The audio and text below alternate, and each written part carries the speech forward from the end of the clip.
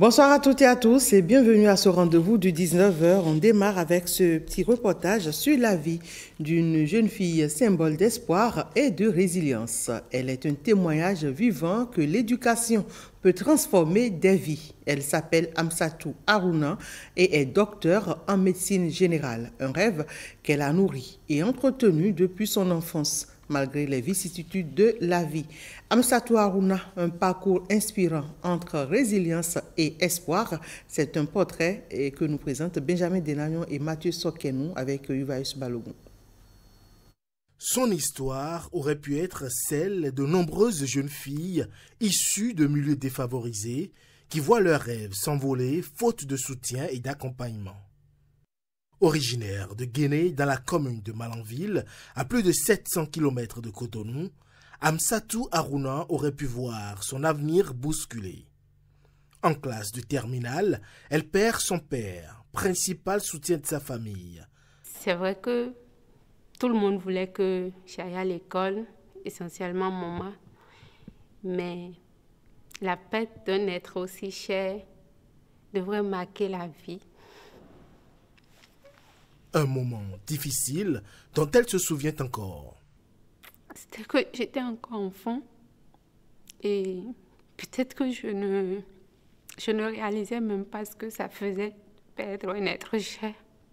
Mais avec le temps, plus les années passaient, plus je me rendais compte de ce que sa présence signifiait. Mais son histoire prend un tournant inattendu grâce à une organisation non gouvernementale engagée pour l'éducation des enfants vulnérables. Je pense qu'ils étaient venus rencontrer les autorités de l'école pour pouvoir apporter leur aide à l'école ou prendre leurs besoins sur place et voir dans la mesure du possible comment les aider. C'est à cette occasion-là, très souvent je déclame des poésies, souvent préparées, parfois improvisées. Et ce jour-là, c'était improvisé. Et comme j'avais encore ce sentiment de perdre l'être cher, où je ne savais pas forcément ce qu'allait devenir mon avenir, je ne savais pas si c'était vraiment, si je pouvais continuer, est-ce que je pouvais nourrir encore mon rêve de devenir médecin, est-ce que c'était permis pour moi d'avancer dans les études. Donc j'avais évoqué tout ça, c'était vraiment un mélange de sentiments. Et je pense que ça les a touchés. Son papa venait de pass away, il venait de mourir, faire sa transition. Et elle me parlait, et pendant qu'elle me parlait, j'étais avec deux de mes partenaires. Ils se sont mis à pleurer, mes partenaires pleuraient. J'étais obligé de pleurer, moi aussi, j'ai essayé de pleurer. Avec un soutien financier pour ses frais de scolarité, mais aussi un encadrement psychologique et moral, le rêve d'Amsatou prend forme.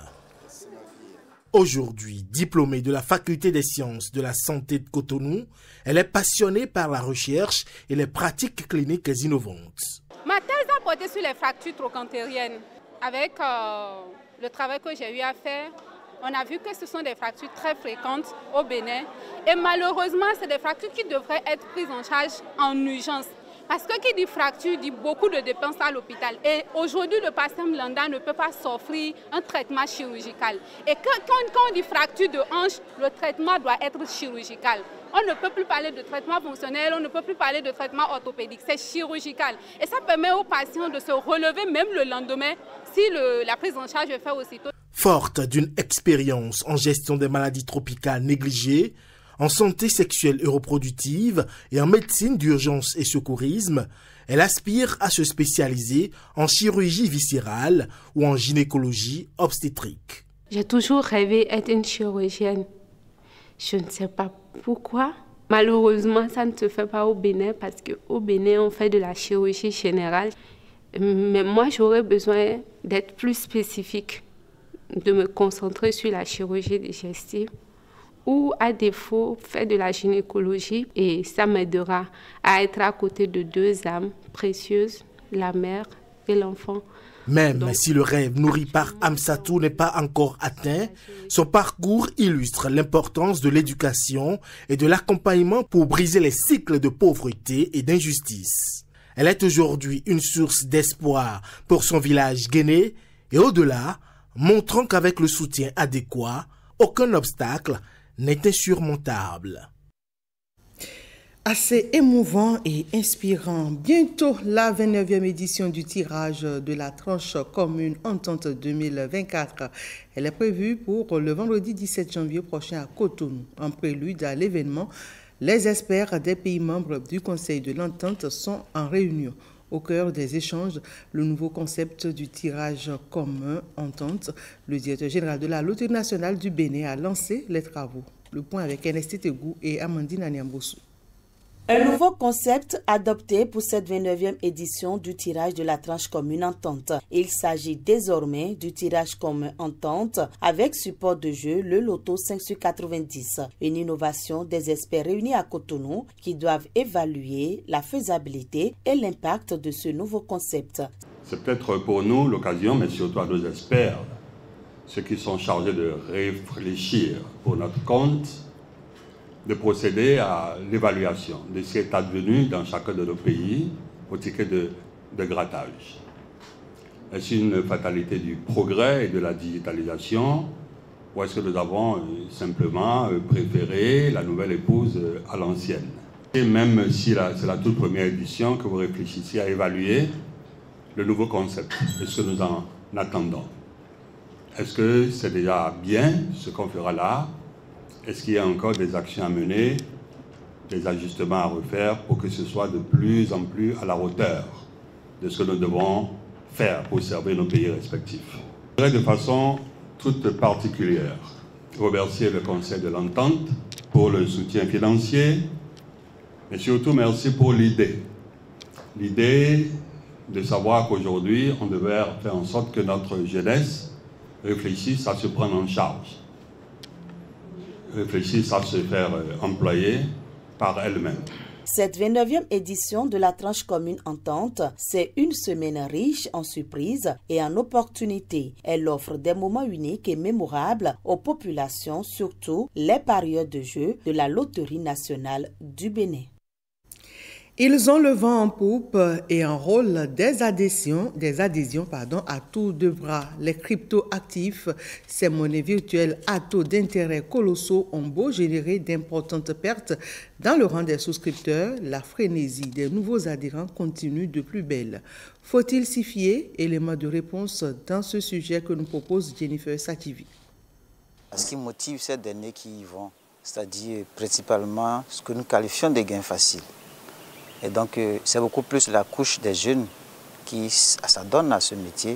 Généralement présentés comme des actifs numériques ou hétérogènes, les crypto-actifs voient le jour grâce à la technologie de la blockchain. Très rapidement, ils suscitent de l'intérêt, notamment grâce à leur mot d'ordre, la liberté financière. Malheureusement, malgré la multitude de plateformes qui pullulent, d'importantes pertes sont enregistrées.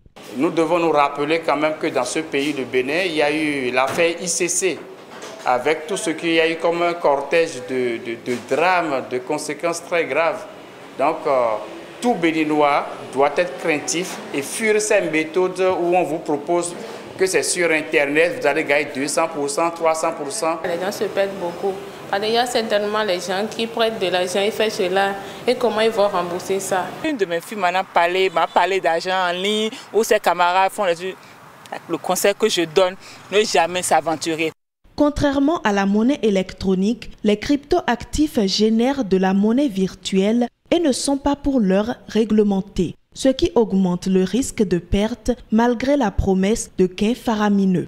Dire qu'on peut offrir un produit financier en griffe, puisque c'est des actifs numériques, à un taux de 300%, économiquement parlant, moi je dis, nous sortons un peu du cadre réel. Et quand on sort du cadre réel, il est difficile de pouvoir apprécier la pertinence de ces 300%, parce que si les actifs sont vendus ou achetés, je crois que si c'est acheté, il y a des investissements qui ont été faits. Quel est le bénéfice que celui qui a acheté gagne avant de vendre pour que ça soit à 300%? En février 2023, le gouvernement du Bénin, à travers le ministère de l'Économie et des Finances, interdisait la poursuite de cette activité illégale et bien d'autres à travers un communiqué. L'objectif étant d'assainir le secteur financier au Bénin.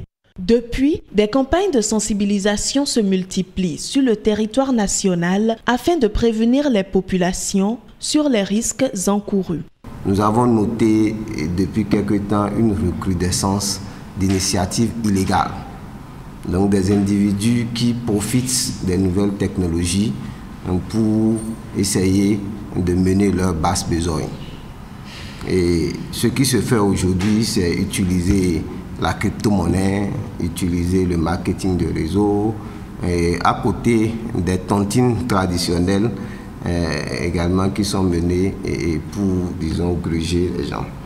Si nous voulons réguler l'économie, il est important qu'on puisse alerter la population qui adonne à cette activité, parce que cette activité n'est pas du ressort des banques, donc du ressort de l'État. Selon une étude de la Banque de France en 2022, le marché des cryptoactifs a subi une chute brutale de sa valorisation après avoir attiré en 2021 des investisseurs à la recherche d'un haut rendement. Hommage à Olympe Belly, Quenom, journaliste écrivain franco-béninois parmi les plus cotés. Il va fêter bientôt ses 100 ans. Et plutôt que d'attendre des hommages à titre posthume, l'Académie des sciences, arts et lettres du Bénin l'honore. Olympe Belly Quenom a signé des œuvres épiques nourries de sa sève culturelle originelle, dont l'initié, les appels du vaudou, la danse du grand prêtre, mais aussi ce roman très connu, Un piège sans fin. Écho de l'hommage organisé par l'ANSAB avec Patrick Diossou. Nous devons honorer et célébrer nos grands hommes et femmes de science et de culture de leur vivant.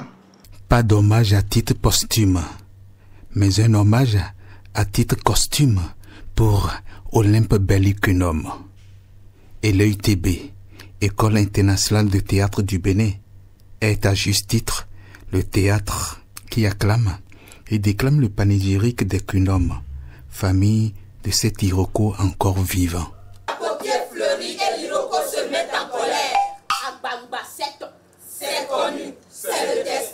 Le destin, c'est cet hommage mérité selon un professeur émérite des lettres. Olympe Belly Quenom est une haute personnalité. Le président de l'Académie l'a dit dans son discours d'ouverture.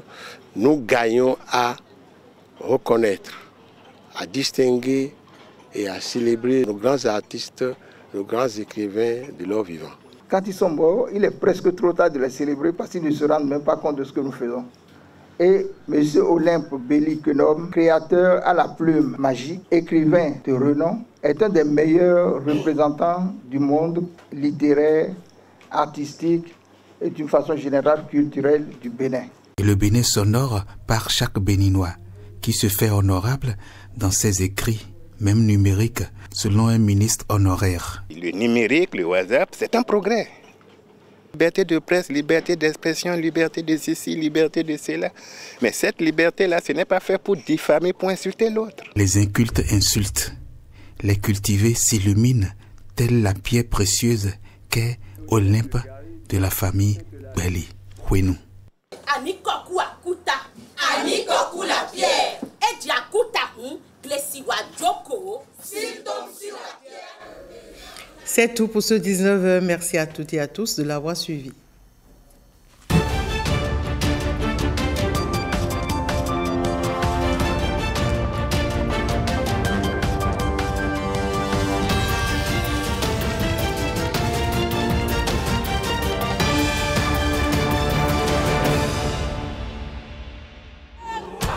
Au cœur des marchés